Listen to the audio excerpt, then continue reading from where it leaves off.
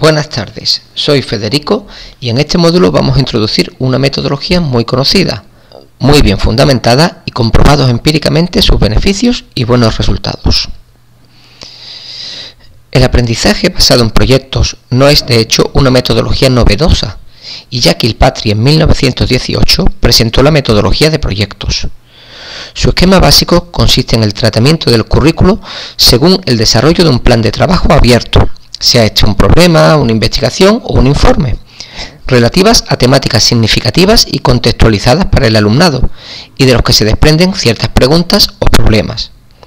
A partir de aquí, el alumnado se informa utilizando diferentes fuentes y recursos, donde las TIC actualmente juegan un papel muy importante. Así, el alumnado decide realizar varias tareas y experiencias en equipos y personales, donde se discute, se revisa, se mejora, hasta llegar a un producto tangible, destinado a una audiencia. Lo importante, no obstante, descansa en la dinámica participativa y constructiva que se promueve. Leyendo a Frato, el aprendizaje basado en proyectos procura emular esa capacidad investigadora que tienen nuestros estudiantes. Esquemáticamente podemos verlo en 4 grandes pasos. Por un lado, debemos seleccionar la temática a investigar. No sirve cualquier temática que a mí me guste. Debe partir de los intereses del alumnado. Se puede partir de ideas generales como la alimentación humana, el dinero y los gastos, el cambio climático, y debatir qué saben de ese tema con los estudiantes, si les importa o no, etc. Después debemos relacionar dicha temática con los objetivos y contenidos marcados por la legislación.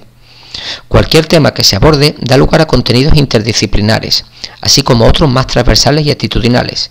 Ser consciente de estos ayudará a confeccionar una propuesta didáctica. ¿Cómo llevarlo a cabo en clase? Existen diferentes maneras de hacerlo. Generalmente se parte de una pregunta guía o un objeto de estudio.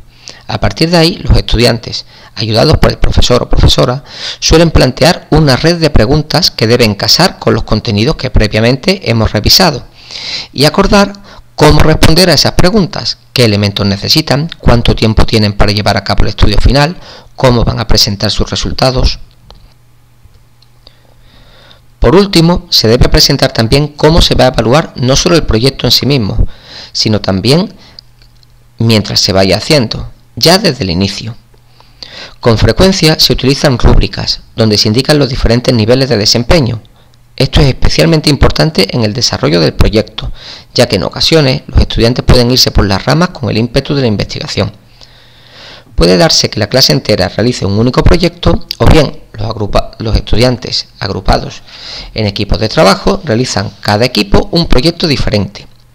Pero lo que no tiene mucho sentido es que todos los proyectos sean siempre iguales, ya que las motivaciones de los estudiantes son diferentes. El aprendizaje por proyectos modifica así no solo la manera de presentar los contenidos, sino también toda la dinámica de la clase.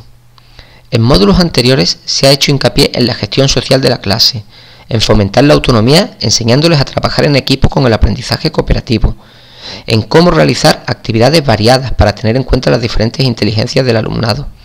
Estos elementos son esenciales a la hora de llevar a la práctica un proyecto en clase. Como también se modifica la evaluación respondiendo a preguntas acerca de qué vamos a evaluar, quién va a evaluar, para qué lo hacemos, con qué instrumentos, como se verá en el siguiente módulo. No les quiero presentar un gran ejemplo, sino más bien una actividad englobada en un proyecto mayor que hicimos en clase por parte de unos estudiantes con fama de ser muy apáticos. Tras preguntar sobre el consumo energético, la electricidad, con escaso éxito me preguntaron claramente si podía enseñarles cuánto dura la batería de su móvil. A mí no me molestan esas osadías, más bien me alegré, ya que muestran lo que de verdad les interesa. En la red de preguntas que seguidamente planteamos, me dijeron que dependía mucho de las aplicaciones que usaban, de la estación del año. Eran sus ideas previas. Y también sabían, obviamente, la importancia que tenía la batería de un móvil y que ésta no se podía meter en el agua. Pero entonces les pregunté, ¿se podría meter en zumo de naranja? ¿Por qué no? ¿Se podría meter en algún líquido? ¿Por qué en el aire no se descarga el móvil? Ellos empezaron a participar con sus dudas. ¿Por qué una pila se descarga antes en verano? Si el paquete de las pilas no se abre, ¿se descargan las pilas, maestro?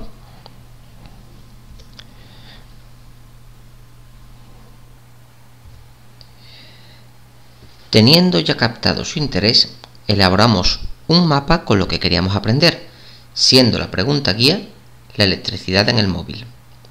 A partir de ahí hablamos de materiales y electricidad, selección de compra de un móvil, cómo se carga y descarga la batería de un móvil, de dónde viene la energía eléctrica, cómo se transforma dentro de un móvil, qué aplicaciones consumen más batería, a dónde van las baterías de los móviles cuando las tiramos a la basura.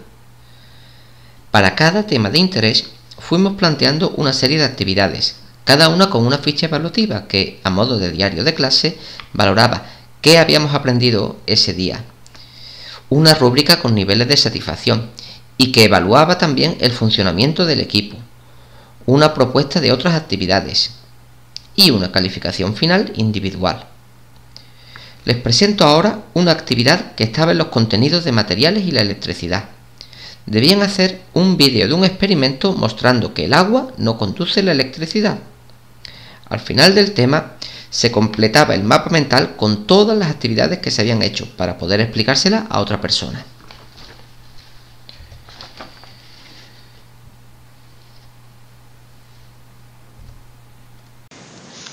¿Ya? Hemos construido un detector de metales conductores.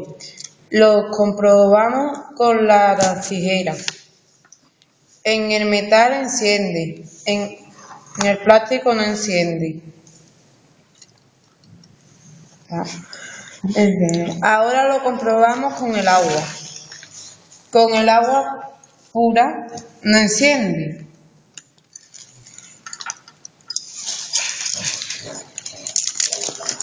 Pero si le echamos sal y removemos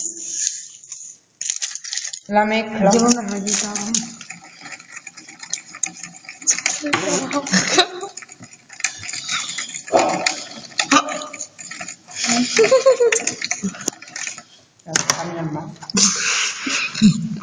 ahora se enciende. Oh. ¡Oh!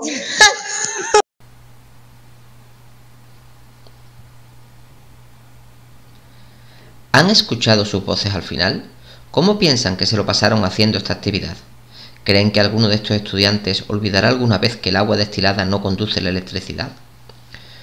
Cuando en ocasiones me dicen que el trabajo por proyectos no puede abarcar todo el temario, suelo poner un ejemplo como este.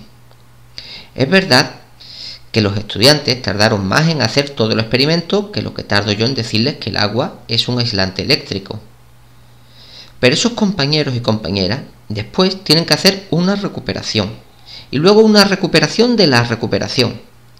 Personalmente yo prefiero aprovechar las clases para que aprendan.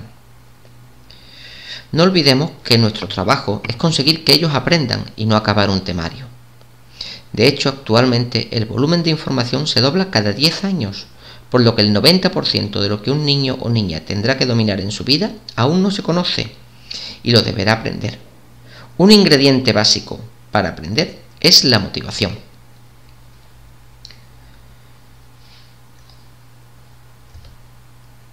No debemos olvidar, al respecto de la motivación, que el cebo debe gustar al pez y no al pescador.